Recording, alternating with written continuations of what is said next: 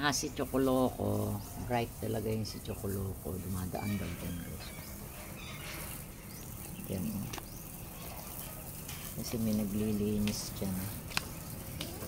So may tinatahulan daw si Choco dyan o. May snake siya nakita.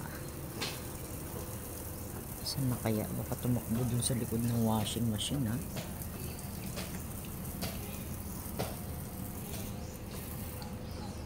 Nakatakot. Iba yung tahol niya eh. Iba talaga yung tahol ni Choco. Parang alam talaga niya na may kakaiba. Alam talaga namang hayop ang snake. Ano? Saan na kaya?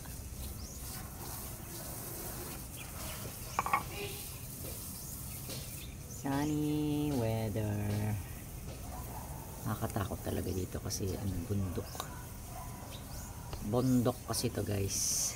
We are living on the top of the bundok. Ang sarap ng kape. Oh, mainit pero nakakape.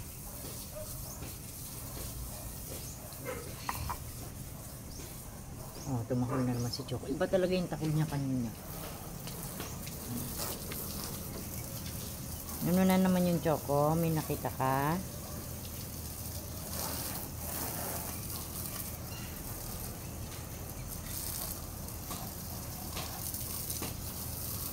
Scary. Scary.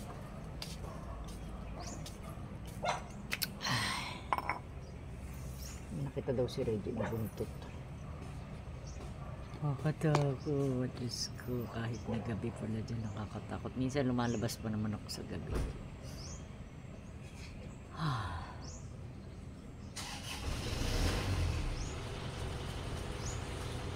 Siguro by December meron nang titira dyan. Halos araw-araw na sila nag-work. I mean nire-repair yung mga dapat i-repair ba. Siguro titira na sila.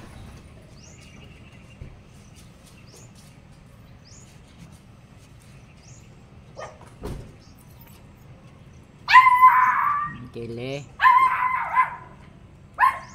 Maasahan talaga to si Kele. Very maasahan. Ay, basa. Ika, may light pa tayo.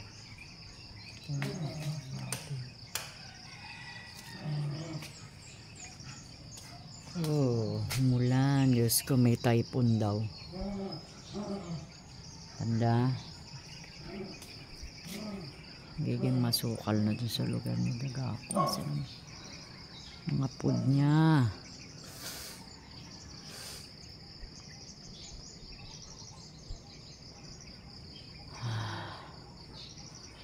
Merong snake na nakita. Ayan, unala, nagbabaha pala dito. Sobra palang lakas ng ulan kagabi. Ising ka na ma? Hmm?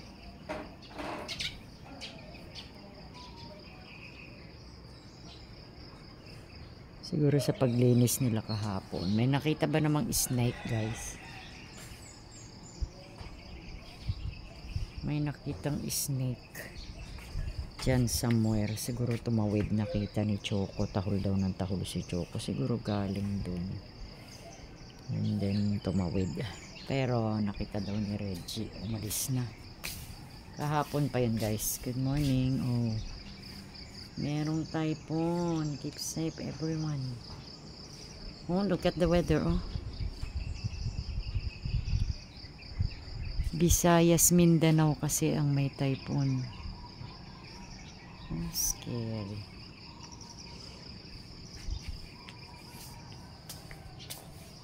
Kising ka na ma? Ah, okay. Nagluluto pa ng Quaker Oats. Ayan o, merong ano dito. Kusa siguro nga ano yan.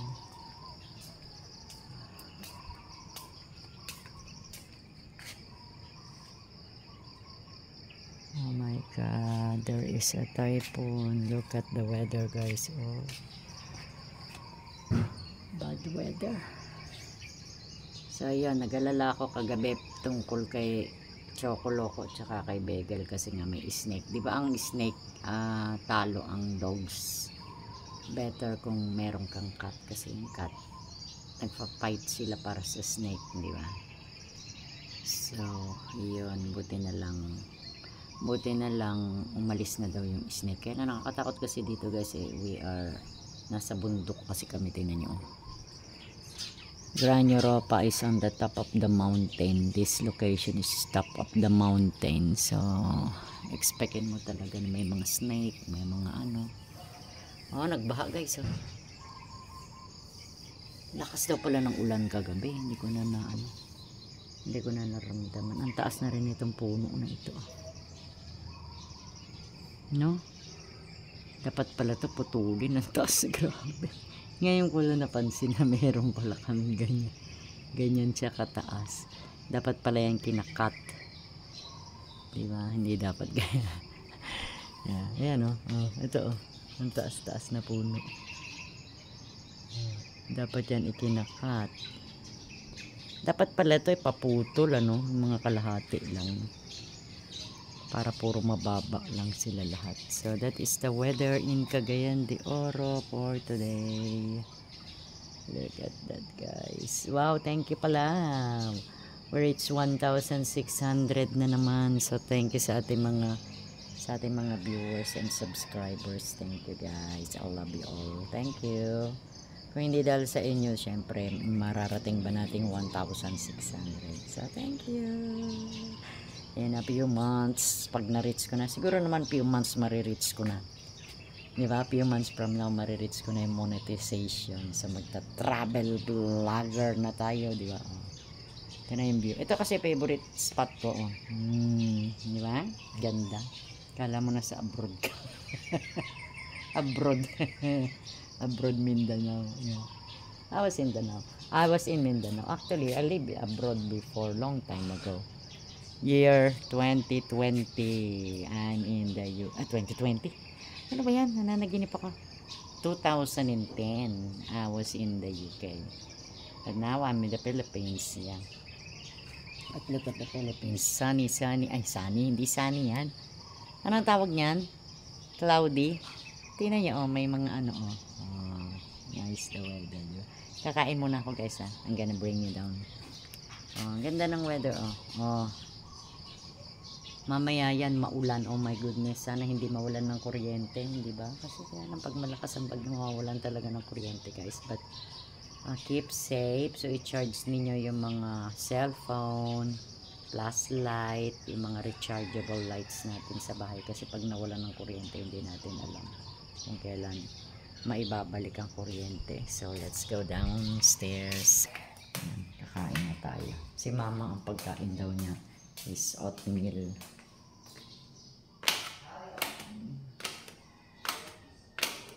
Tumating na yung pamangkin ko kagabi. So,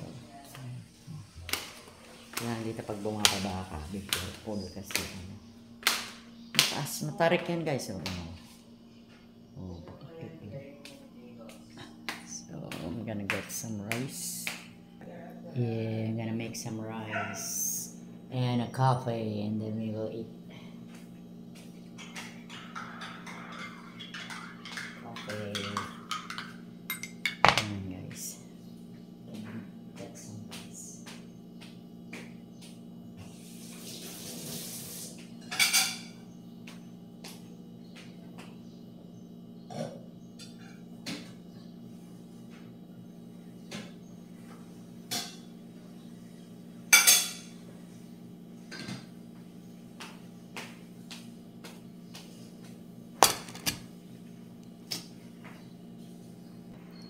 So, I'm gonna show you something guys. Ayan o, dala yan ng pamangkin ko. Biscuits.